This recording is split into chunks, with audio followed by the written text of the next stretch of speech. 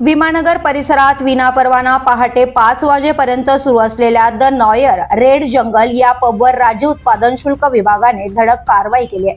पबमधून 178 विदेशी दारूच्या बाटल्या जप्त करण्यात आल्या, तर 50 आरोपींना ताब्यात घेतल्याची माहिती एक्साईज विभागाच्या वतीने देण्यात आली आहे।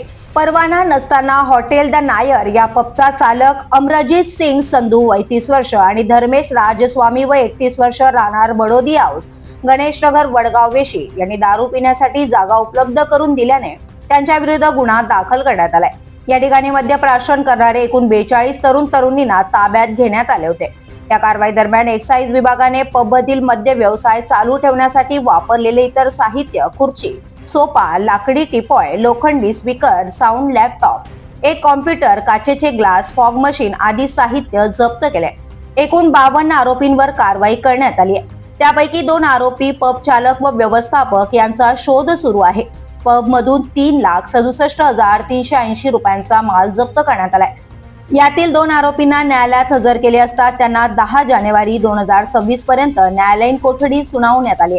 या प्रकरणी विमानतळ पोलीस ठाण्यात अवैधरित्या हुक्का बार चालवून ग्राहकांना तंबाखूजन्य फ्लेवर असलेला हुक्का सेवन करण्यासाठी पुरवत असताना मिळवून आल्याने गुन्हा दाखल करण्यात आलाय। The police news bureau, Pune.